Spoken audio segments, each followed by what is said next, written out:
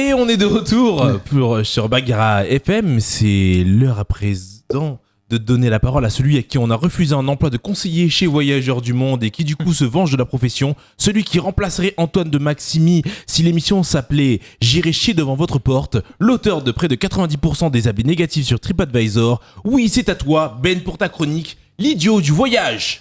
Merci Eddy, merci pour cette présentation écrite avec talent. Je suis extrêmement touché, j'aurais pas pu faire mieux sans qu'on remarque que c'est moi qui l'ai écrite. Donc, messieurs, comme vous le savez, j'ai décidé qu'à chacune de mes participations à ce qu'on fait là, cette espèce d'escroquerie auditive, je vous parlerai d'une destination touristique, quelque part dans le monde, et je vous expliquerai pourquoi c'est une idée de merde d'y aller. Alors, aujourd'hui, je vais m'acharner gratuitement et sans argument valable sur un pays où j'ai perdu 2 ans de ma vie à faire de la photo sous-marine pour un club de plongée, alors que j'aurais pu profiter pleinement de ce temps pour devenir chef de rayon travail du bois chez Kiloutou. Non, franchement, quel est l'intérêt de potentiellement tomber sur un majestueux requin-baleine de 6 mètres de long ou une gracieuse raimanta en pratiquant une activité épanouissante, quand on peut être sûr d'être quotidiennement au contact de dizaines de ponceuses orbitales aspirantes. Franchement, quelle idée à la con. Et oui, ce pays, messieurs, c'est la Thaïlande. La Thaïlande, soi-disant le pays du sourire. C'est comme ça qu'on l'appelle. Alors, déjà, rien que ça. Le pays du sourire. D'après les chiffres des assurances voyage, près de 40% des touristes français ayant été hospitalisés durant leur séjour en Thaïlande l'ont été suite à des déchirures des muscles des muscles faciaux, en tentant de rendre leur sourire au loco.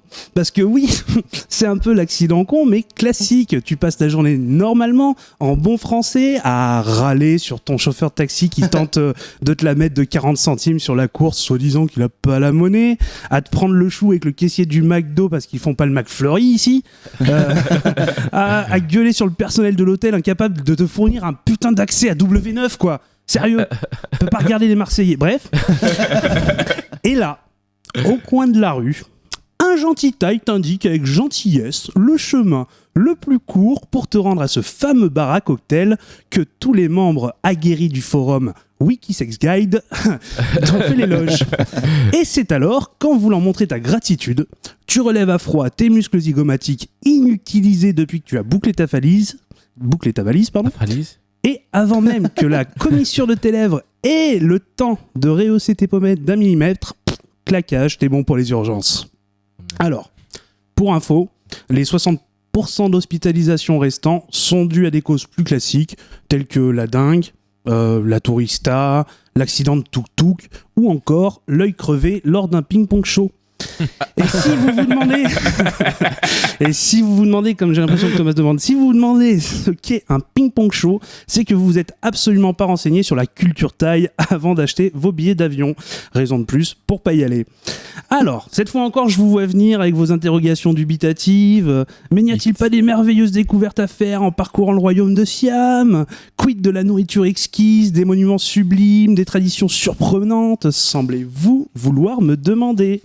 Alors, messieurs, je vous aurais bien laissé me poser ces questions, mais comme on l'a vu la dernière fois, vous êtes incapables de suivre un texte. Je vais donc faire les questions et les réponses tout seul. Commençons par le commencement, les paysages et le climat. Ah, la Thaïlande, c'est autant de montagnes imposantes que de splendides plages de sable fin ou encore de campagnes luxuriantes. Oui, ok, c'est joli sur une carte postale, mais tout ça avec une température moyenne de 32 degrés à l'ombre. Et une humidité à 80% minimum toute l'année. C'est un hammam à ciel ouvert, le bordel. T'es en transpi constante de tout le corps. Un jour, j'ai eu le malheur de m'arrêter 2 minutes devant une vitrine de magasin. En repartant, j'ai glissé sur la flaque de sueur qui s'était formée sous mes pieds. En vrai, faudrait inventer une sorte de talc. Tu sais, une talc crème solaire, indice 50, quoi. Le truc, voilà, ça te protège et tu glisses pas. Bon, sérieux, ça le temps pour les gros, quoi, là-bas. Pour ce qui est de la nourriture exquise, on repassera. Honnêtement, il y a un truc qui cloche chez eux niveau bouffe. Ils te vendent des légumes et des fruits frais de partout pour presque rien.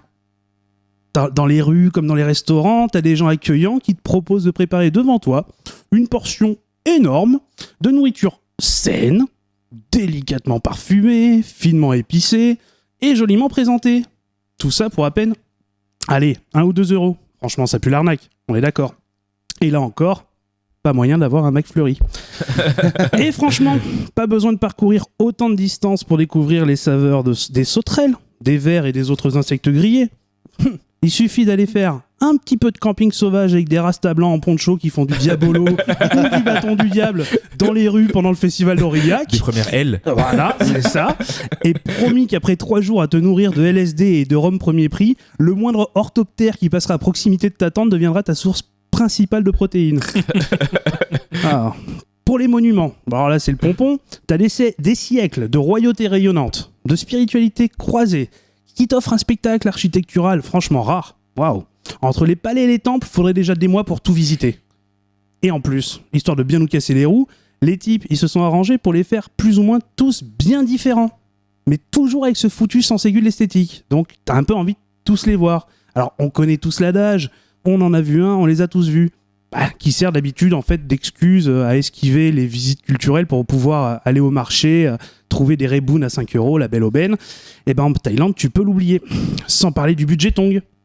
Non, parce que non, rigolez. Mais le budget tong, c'est un truc de dingue parce que bon, là, en fait, quand tu vas visiter les temples, tu vois, tu dois quitter la plupart du temps tes chaussures, enfin tes tongs à l'entrée. Mais en général, y a un autre touriste à la sortie qui les a prises avant toi.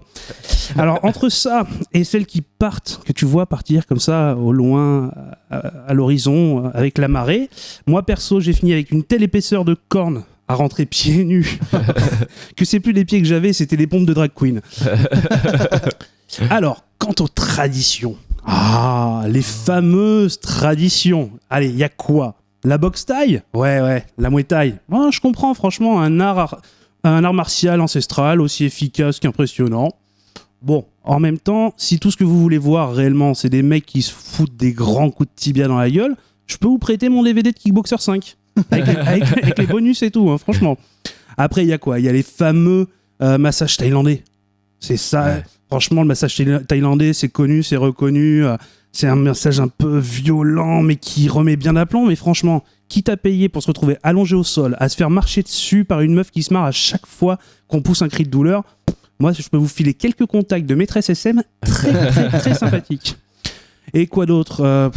Les groupes de moines bouddhistes, c'est vrai, c'est moines bouddhistes, mais bon. Si votre kiff, c'est de mater des types habillés en orange qui foutent rien de la journée, il y a sûrement des travaux de voirie pas loin de chez vous. Pas besoin de prendre l'avion. Et enfin, pour finir, parce que j'ai pas forcément envie d'en parler beaucoup plus, mais pour finir, il y a une chose qu'on me demande souvent aussi par rapport à la Thaïlande, c'est au sujet de cette fameuse légende urbaine sur les femmes là-bas. Alors, détail important que je souhaite éclaircir tout de suite, avant tout. Non, toutes les femmes thaï que l'on peut croiser le soir, dans les rues, dans les bars, dans les boîtes de nuit, peu importe, ne sont pas des travailleuses du sexe. Pas toutes, non. Enfin, quand je dis travailleuses du sexe, mes collègues de chez Kiloutou diraient des ponceuses orbitales aspirantes. Voilà. Mais bon. Par contre, les femmes thaïlandaises sont magnifiques. Vraiment. Vraiment toutes les femmes thaï. Toutes. Si vous voyez là où je veux en venir. Et c'est là le gros problème pour moi. Et sûrement pour beaucoup d'entre vous. Enfin bon. Alors, non pas que je puisse avoir un problème à tomber amoureux d'une femme que certains ne considéreraient pas comme une femme. Déjà, eux, je les emmerde.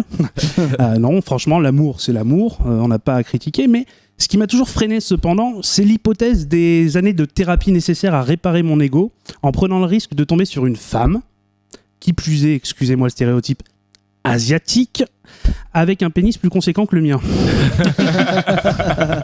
Alors voilà, bien entendu, tout ceci n'est pas une liste exhaustive des raisons pour lesquelles vous ne devriez jamais foutre les pieds en Thaïlande. Je pourrais continuer des heures à dénigrer cette terre qui m'a accueilli comme peu d'autres et qui m'a offert certains des plus beaux souvenirs de ma vie, mais nous n'avons pas le temps pour ça. Alors si malgré tout vous n'êtes pas convaincu, allez-y, franchement, allez en Thaïlande, mais rappelez-vous que de toute façon, on ne regrette pas ce qu'on ne connaît pas. Merci messieurs. Bravo. Quelle belle chronique. Ça m'a fait voyager. C'est vrai, c'est vrai.